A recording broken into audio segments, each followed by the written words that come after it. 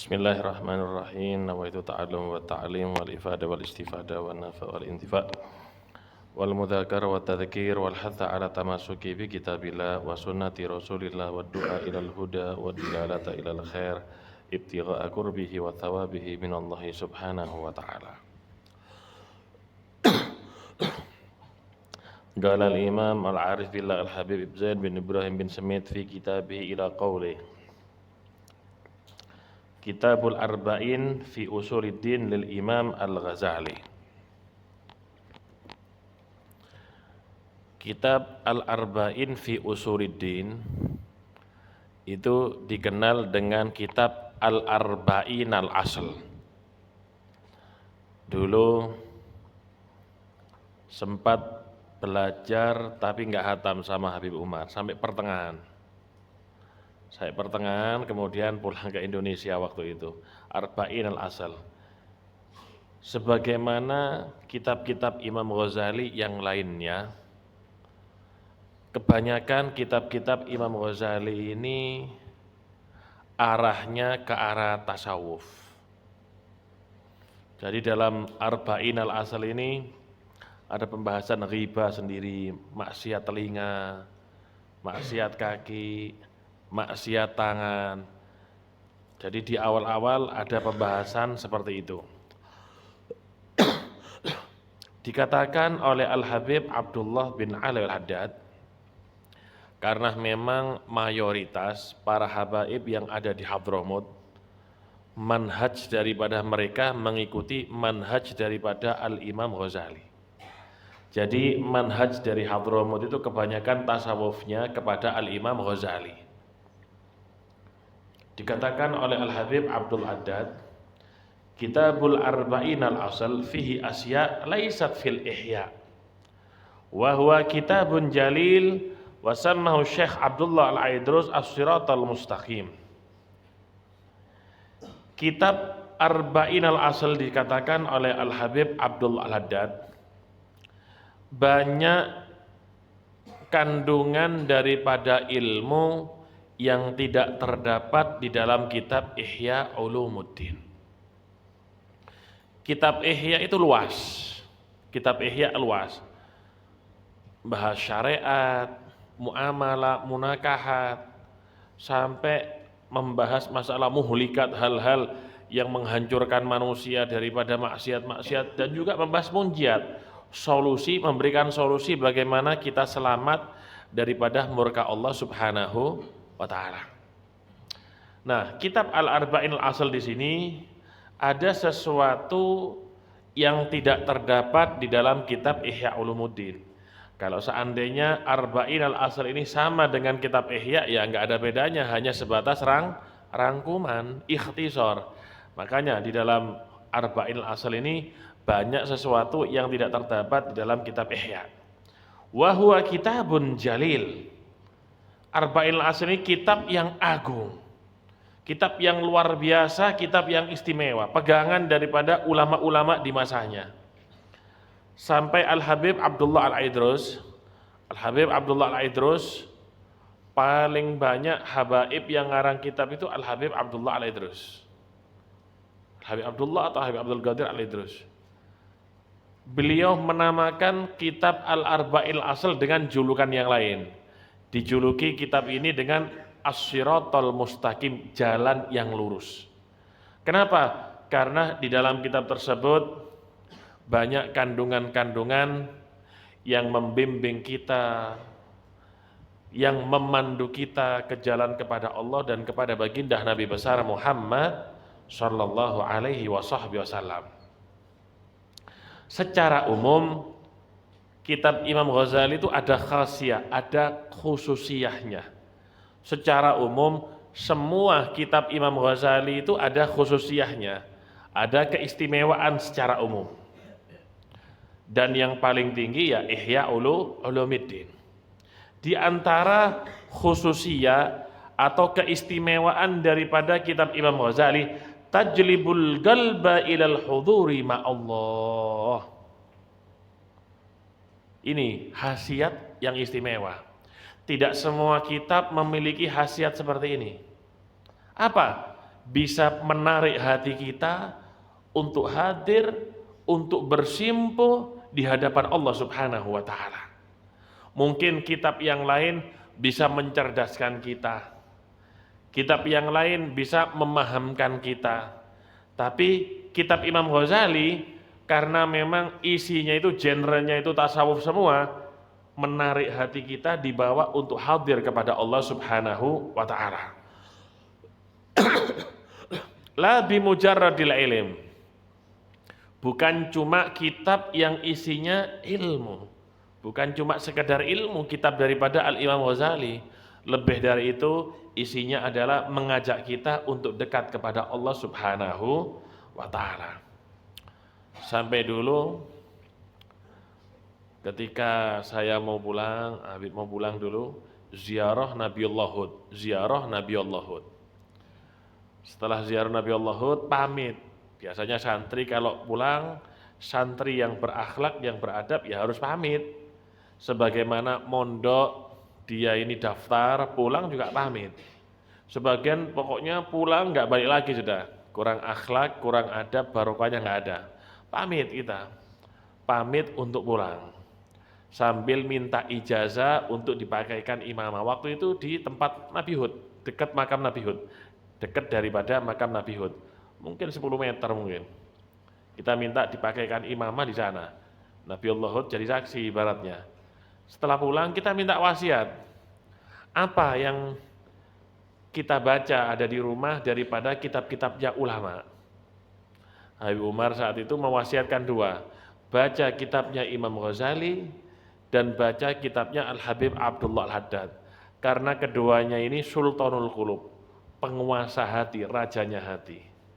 Jadi wasiat Habib Umar sampai pulang pun mewasiatkan untuk membaca kitabnya Al-Imam Ghazali dan kitabnya Al-Habib Abdullah Haddad. Kenapa? Isi kitab kedua ulama ini masalah hati, bagaimana menarik hati kita kepada Allah, membersihkan hati kita, mendekatkan kita lewat hati kepada Allah. Isinya tasfiyatul qulub. Wa qala radhiyallahu an, dikatakan oleh Al-Habib Abdullah Haddad, Kitabul Arba'in al-Asal lil Imam Hujjatul Islam Al-Ghazali minal kutubin nafi'ati fid dini li ahlil bidayat wa ahlin nihayat. Subhanallah.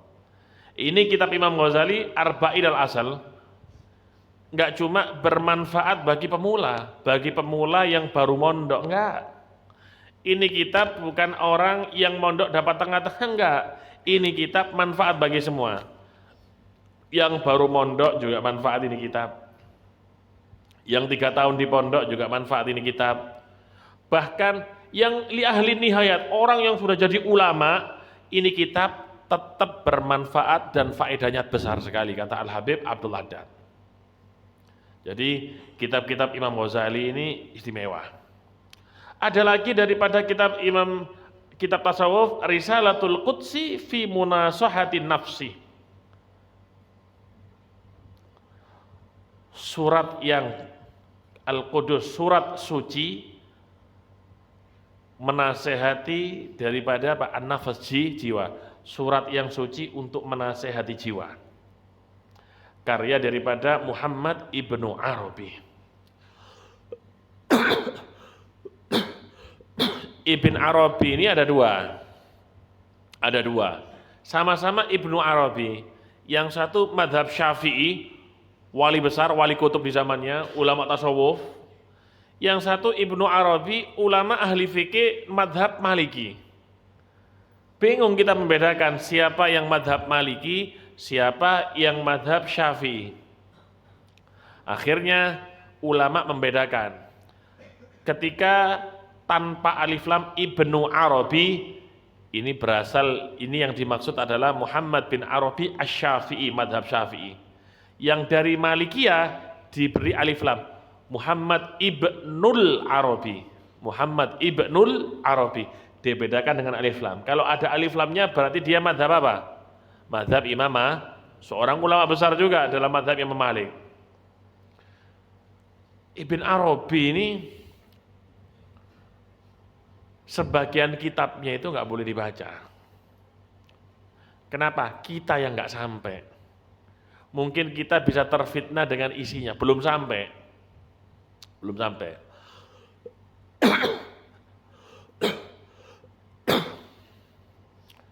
Sebagian ulama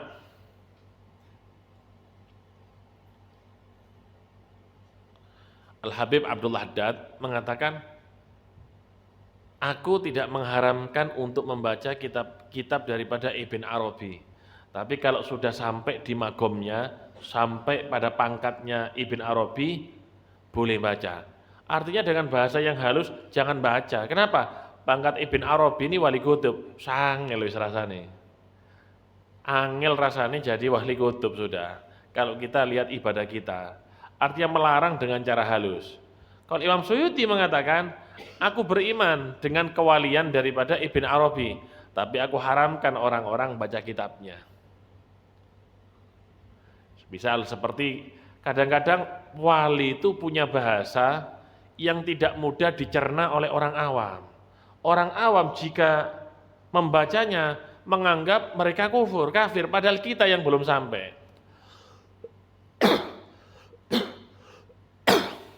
Seperti contoh, Al-Imam Fakhrul Wujud Syekh Abu Bakar bin Salim, di dalam syairnya beliau mengatakan, ana lis-sama'i baniha, aku yang membangun langit. Loh, kalau kita tidak mendalami, menyelami daripada ilmu tasawuf, kita akan memahami analis sama ibaniah, aku yang membangun apa? Yang menciptakan dan membangun langit. Padahal yang menciptakan siapa? Allah Subhanahu wa ta'ala. Tapi apa maksudnya? Analis sama ibaniha, aku yang membangun langit cinta, bukan langit ini, langit cinta kepada Allah Subhanahu wa ta'ala. Aku membangun langit cinta yang ikut dengan ajaranku, ikut dengan wiridku, ilmuku, insya Allah gampang, mudah dicintai oleh Allah Subhanahu wa ta'ala. Ibn Arabi ini seperti itu. Saking tingginya ini, wali besar ini, sampai beliau pun punya pendapat yang lain, bahwasannya Ahlul Bait itu, kata Ibn Arabi, meskipun tidak punya wudu, dia boleh memegang Al-Quran dengan dalil apa? Wala yamassuhu illal mutahharun. Beliau punya tafsir sendiri, tapi kita punya pendapat yang mutamat, siapapun Ahlul Bait atau bukan, kalau nggak punya wudhu ya nggak boleh megang Al-Quran. Ya pendapatnya sendiri, pendapat pribadi. Apa kata ulama? Ini kitab Risalatul Qudus ini, wa kana allafa bi Makkatil Mukarramah, bi Makkatal Mukarramah. Ini dikarang ini kitab.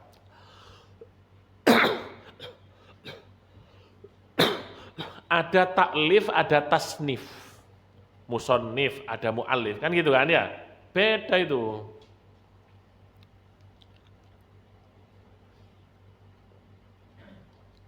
Musonnif itu pengarang, mu'allif juga pengarang. Bedanya tasnif itu karangan yang belum pernah ada sebelumnya. Itu tasnif. Kalau taklif susunan, itu mungkin pernah ada karangan bab seperti itu, mungkin dalamnya cuma isinya beda.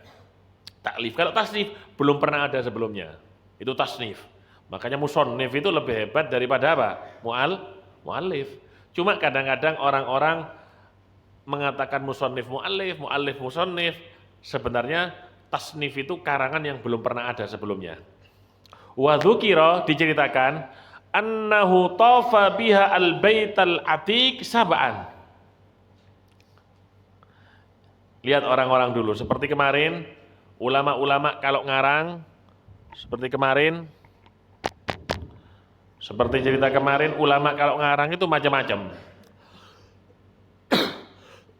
Seperti Al-Habib Abdullah Al-Haddad. Itu kitab yang paling top yang dikarang namanya Diwan, kumpulan syair-syair. Bukan syair-syair seperti yang dipakai sholawat, bukan. Syair cuma isinya seperti kitab, seperti model hikam gitu, tapi bentuknya berupa syair. Itu Al-Habib Abdullah Haddad mengarang daripada Diwan, nggak ditulis, tiba-tiba mengucapkan syair. Setelah itu nggak ditulis.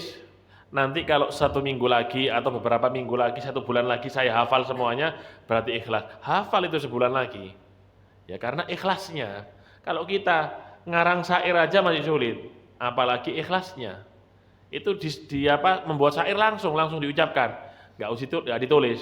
Seminggu depannya atau bulan depannya hafal lagi sesuai dengan yang dibuat pada saat itu. Lah, ini Ibn Arabi ketika mengarang kitab Risalatul Qudus, kitab itu dibawa mengelilingi Ka'bah sampai berapa kali? 7 kali.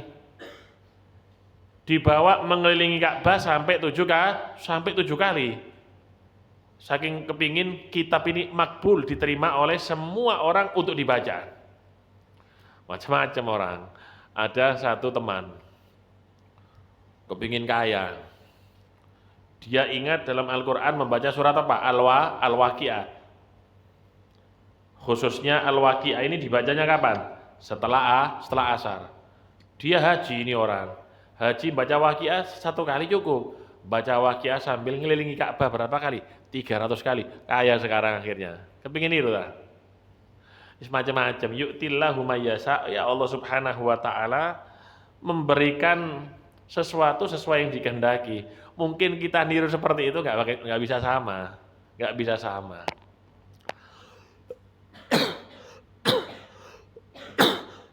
Walaisa fiha syai'un minal umuril mushkilah. Tidak ada di dalam kitab tersebut, Risalatul Qudus, tidak ada sesuatu yang muskilah, tidak ada satu permasalahan pun. Mudah semuanya di dalam kitab tersebut. Maka fayan bagi lisalikit tariqi ila tahqiq ayyukthira minan nadhari fi hadainil kitabain li talabin naf'i wal intifai fi tariqi ahlil haqqi wal ittiba, intaha min mukatabati. Dikatakan di sini oleh Al-Habib Abdul Haddad, fayan bagi sepatutnya bagi orang yang ingin tahqiq, menguasai daripada ilmu tasawuf, ingin sampai kepada Allah Subhanahu wa ta'ala, ayukthira minan nadhar, perbanyak mengkaji 2 kitab ini. Apa? Al-Arba'in al-Asal dan kitab Risalatul Qudus, kata Al-Habib Abdul Haddad. Kenapa? Litolabin naf'i wal intifa. Dengan kitab ini kita bisa memberikan manfaat kepada orang lain dan juga manfaat untuk diri kita sendiri.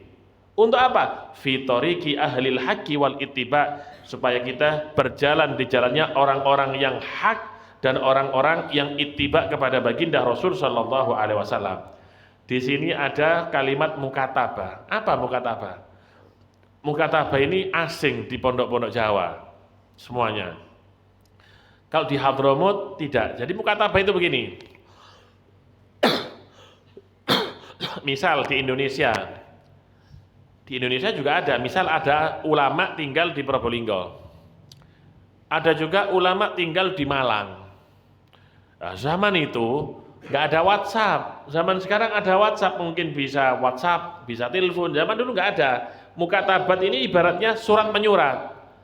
Sampai dibukukan jadi kitab. Tapi mukatabat itu isinya ilmu. Jadi alhamdulillah saudaraku fulan bin fulan, kiai fulan atau habib fulan telah tinggal di kota Malang misalnya, dan banyak orang-orang Malang yang mengambil manfaat ilmu dari Anda sebagaimana hadisnya Nabi. Jadi isinya ilmu. Pujian begitu kepada saudaranya sesama ulamanya. Itu mukatabat biasanya begitu. Kadang-kadang di situ mukatabat itu ada yang tanya. Ada yang tanya, misal temannya sesama ulama tanya, gimana menurut Anda ulama fulan bin fulan? Seperti itu ada mukatabah daripada Habib Sapa kepada Habib Hamid bin Umar bin Hamid tentang Ibn Taimiyah. Dijawab di situ, Ibn Taimiyah itu gini. Wassalamualaikum, mudah-mudahan Allah selalu menjagamu. Jadi mukatabat itu ibaratnya surat menyurat zaman dulu antara ulama. Isinya apa? Ya isinya nasihat di situ. Nasihat, kemudian menghormati, mendoakan, itu mukatabat. Bidayatul Hidayah lil Imam Al-Ghazali. Qala Al-Habib Ali bin Muhammad Al-Habsyi nafa'allahu bih. Bidayatul Hidayah kitabun azimun. Jama'al ilma adh-dhahira wal batin. Wa hiya bidayatun tusilu ila nihayah. Wa qad awsalat katsiran bil amali biha minan nasi ilal ijtima'i bin nabi sallallahu alaihi wasallam yaqadatan. Wa kana salafuna yata'ahaduna 'alal amali bima fil bidayah. Wa thalathatul ladzina aqamu bil madinatil munawwarati wa ta'ahadu 'alal amali bima fil bidayah. Al Habib Abdurrahman bin Mustafa Al Aidrus, wal Habib Syekh bin Muhammad Al Jufri, wal Habib Abu Bakar bin Husain bil Fiqih. Wa wafau bil ahdi hatta ijtama'u bin Nabi sallallahu alaihi wasallam yaqadatan. Ada cerita istimewa ini. Kemudian kitab Imam Ghazali Bidayatul Hidayah. Ini istimewa ini. Dikatakan oleh Habib Ali bin Muhammad Al-Habsyi, Bidayatul Hidayah ini kitab yang luar biasa. Kitab yang istimewa. Di dalam kitab itu tidak cuma terkumpul ilmu dhahir saja. Ilmu dhahir ya ilmu syariat, tata cara sholat, tata cara wudhu, tata cara zakat. Juga ilmu batin di sini, ilmu yang memperhatikan urusan hati. Bidayatul Hidayah yang pertama membahas masalah apa? Wudhu, sholat. Akhir-akhir bahas masalah apa?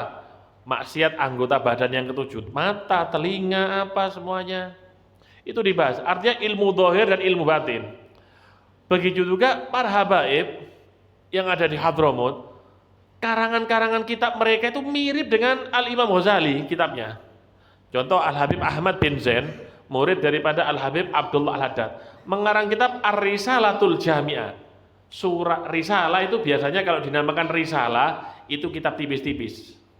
Al-Jami'ah surat yang mengumpulkan daripada ilmu dhahir dan batin. Seperti Imam Ghazali, sepertiga yang depan membahas masalah tauhid, sepertiga yang kedua membahas masalah fikih, sepertiga yang terakhir membahas masalah tasawuf atau urusan hati. Kebanyakan seperti ini karangan-karangan daripada ulama. Nasaihud Diniyah, kitab Al-Habib Abdul Haddad. Awal-awal juga sama, bahas masalah sholat, zakat, haji, masalah tauhid, qadar. Kemudian bahas masalah apa? Rezeki halal dan yang lainnya. Terakhir bahas masalah tasawuf. Kebanyakan seperti itu kitab-kitab ulama Hadramut. Wahia, ini kitab Bidayatul Hidayah, bidayah permulaan agar mendapatkan hidayah. Bidayatul Hidayah, bidayah lil hidayah. Kitab bidayah ini tusilu ila nihayah. Orang yang bukan membaca, yang mengamalkan daripada Bidayatul Hidayah, mereka akan sampai nihayah. Di Hadramut itu adat istiadat, bukan aturan dari agama ya, adat istiadat. Mereka di sana itu tidak pakai imamah kecuali dua. Pertama, sudah mengamalkan Bidayatul Hidayah. Kalau nggak mengamalkan Bidayatul Hidayah, nggak dikasih imamah.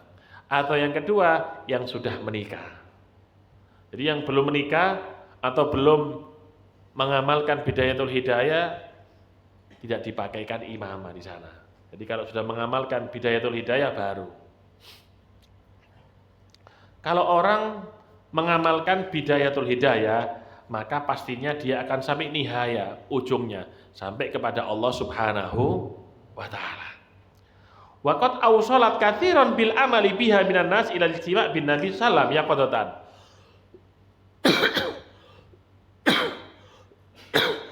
Kitab Bidayatul Hidayah ini telah menyampaikan banyak sekali daripada ulama dengan mengamalkan isinya, ketemu dengan Nabi, bukan ketemu mimpi, bukan.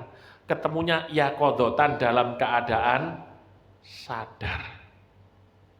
Jadi banyak ulama-ulama itu ketemu Nabi dalam keadaan sadar, terjaga karena mengamalkan Bidayatul Hidayah. Wa kana salafuna yata'ahaduna 'alal amali bima fil bidayah. Pendahulu kita, para habaib, para ulama di Hadramut, mereka ini saling berjanji untuk mengamalkan Bidayatul Hidayah. Akhirnya 3 orang ini ketemu di Madinah, subhanallah. Ketika haji atau umroh ketemu di Madinah 3 orang. Ketemu, akhirnya mereka ziarah ke makam kakeknya bersama-sama, baginda Rasul sallallahu alaihi wasallam. Kemudian 3 orang ini berjanji, ayo kita mengamalkan isi daripada Bidayatul Hidayah. Siapa 3 orang tersebut? Al-Habib Abdurrahman bin Mustafa Al-Idrus. Yang kedua, Al-Habib Syekh bin Muhammad Al-Jufri. Yang ketiga, Al-Habib Abu Bakar bin Husain bil Fiqih. Ada riwayat yang lain, keempat. Saat itu Syekh siapa? Bafadol. Wis ketemu di makamnya Nabi. Wis ketemu di makam Nabi, ayo kita sekarang berpencar. Tahun depan kita ketemu di makamnya Nabi lagi, mengamalkan Bidayatul Hidayah. Al-Habib Abdurrahman bin Mustafa Al-Idrus kemana? Ke Mesir. Al-Habib Syekh bin Muhammad Al-Jufri ke Aceh. Ke Aceh, Indonesia.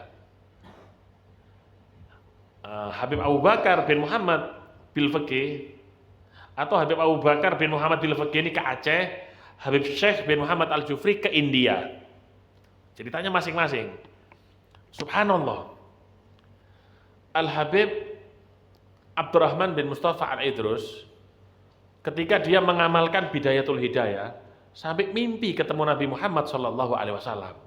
Dalam mimpinya dikasih satu buku notes, buku saku seperti ini, buku kecil, kosong. Tapi kata Nabi, kalau kamu punya masalah fikih, hadis, tafsir apa, bukaan, nanti ada jawabannya langsung di situ, ada tulisannya. Oh, enak ini ya. Akhirnya di Mesir, di Al-Azhar. Al-Azhar itu sama zaman dulu Al-Azhar itu. Grand Syekh Al-Azhar itu punya putri cantik sekali. Tapi dia tidak mau menikahkan kecuali dengan ulama. Tapi sayembara di situ, siapa yang mampu menyebutkan 300 sunnah di dalam sholat berhak menikahi putrinya.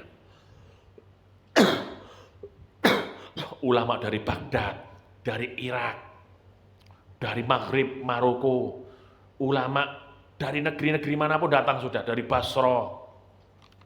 Satu persatu, ada yang menyebutkan 100 sunnahnya sholat, tidak masuk sudah, tidak masuk kategori, harusnya 300.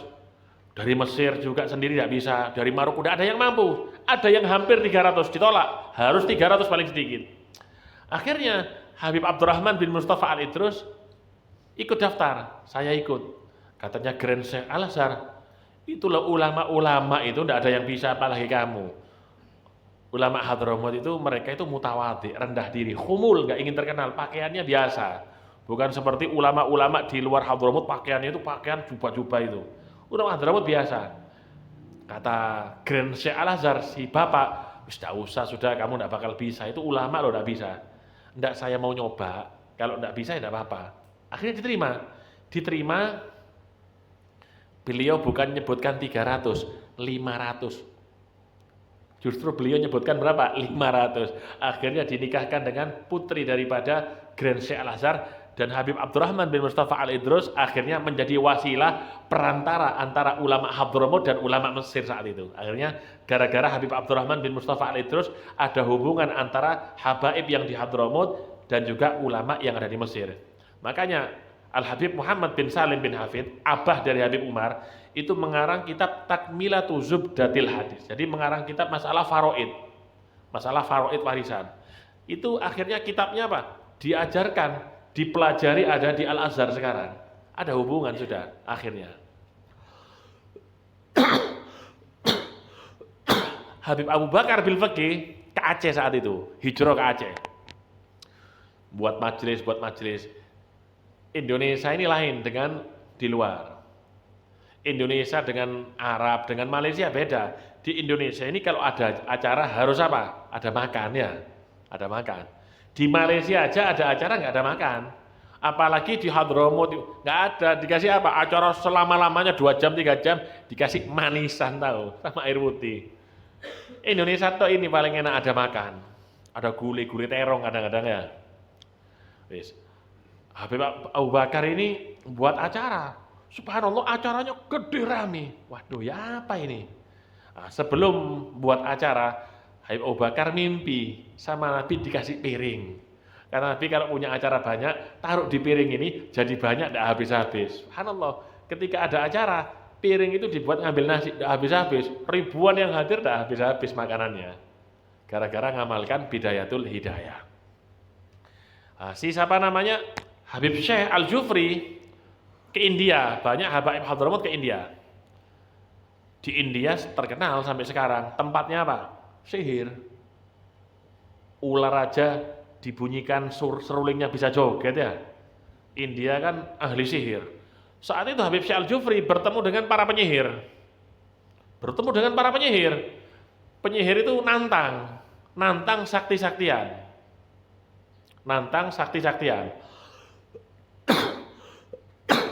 Ketua penyihir itu melemparkan tongkat, kemudian tongkatnya jadi ular. Tongkatnya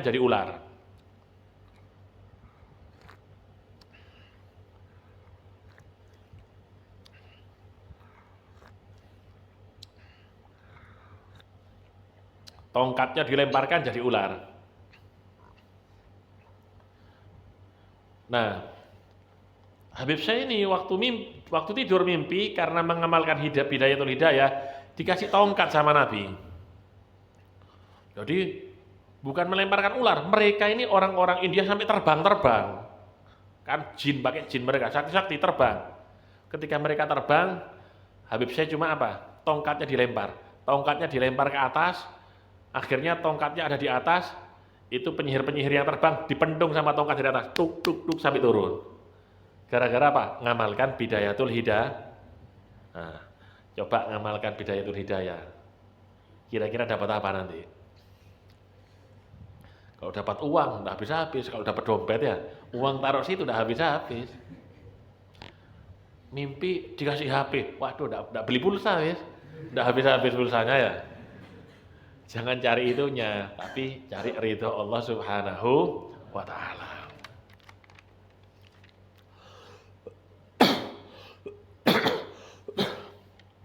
Wa wafau bil ahdi hatta jama'u bin Nabi sallallahu alaihi wasallam yaqadatan. Akhirnya mereka setahun ketemu lagi di makam Nabi, ketemu yaqadatan. Semuanya ketemu Nabi yaqadatan. 3 orang ini mengamalkan Bidayatul Hidayah.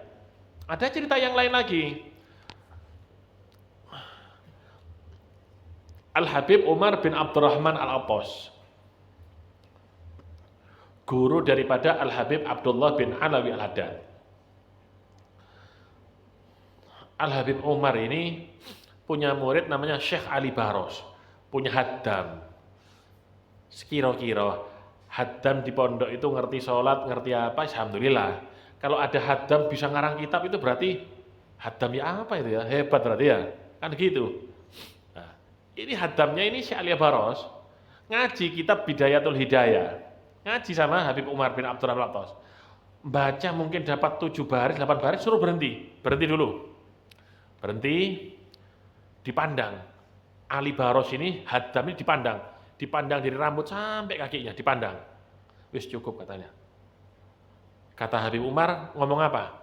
Wahai Ali, jika ada orang aku pandang dari rambut sampai kakinya seperti aku memandang kamu, niscaya dia akan sampai kepada Allah Subhanahu wa ta'ala. Ya wali yang mandang, wali kutub. Subhanallah. Jadi alim Syekh Ali Baros ngarang kitab, syarahnya Hikam. Hikam padahal sulit ya. Beliau justru ngarang syarah kitab yang sulit apa? Syarhul Hikam. Ngarang syarahnya Hikam. Haddam ini, kelasnya Haddam ngarang syarah Hikam. Murid pondoknya lagi ngarang apa ya? Haddamnya ngarang Hikam, syarahnya Hikam. Qala Sayyidina Al-Qutub Abdullah bin Ali Al-Haddad nafa'allah bih, awla ma yanbaghi an tutali'a kutubal Imam Al-Ghazali ala qadri halik. Fa in kunta minal mubtadi'in fal bidayah, wa illa fal arba'in al-asal, wa illa fal minhaj ay minhajul abidin. Fa in kana laka ma'rifatun wa fahmun fil ilmi fa talib fil ihya. Fa in kunta la ta'mal bil bidayah faqul fi nafsik la syakka idza lam aqdir al amal al qalil fala aqdiru alal katsir.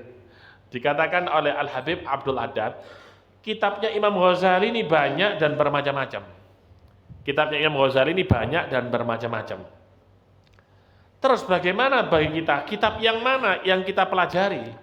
Kitab yang mana yang kita kaji? Nah, kata beliau, kalau mengkaji kitab daripada Imam Ghazali, Sesuaikan ala qadri halik, sesuaikan dengan keadaanmu. Kalau kita misalnya butuh vitamin, ya jangan minum obat sakit kepala, minum vitamin. Kalau kita sakit kepala, ya minum bodrek, jangan minum vitamin C, percuma. Kalau kita batuk, ya minum obat batuk. Kalau kita bersin-bersin, ya minum obat pilek, jangan minum obat gatal-gatal. Kenapa? Tidak manfaat. Nah, kalau mau baca kitab Imam Ghazali itu sesuaikan dengan keadaanmu. Maksudnya gimana ini?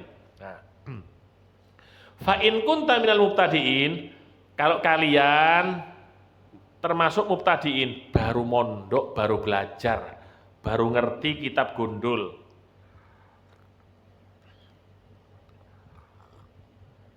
Misal baru mondok, baru ngerti kitab gundul, belum paham yang namanya kitab Krebo, belum paham, kitab gundul baru paham masih ya. Ya baca Bidayatul Hidayah. Tidak usah yang tinggi-tinggi dulu, baca Bidayatul Hidayah. Wa illa kalau misalnya sudah belajar Umaryati atau Imriti itu. Kalau sudah belajar Imriti atau sudah belajar Takrib atau sudah belajar Zubat atau Aliyakutun Nafis, Arba'inal Asal.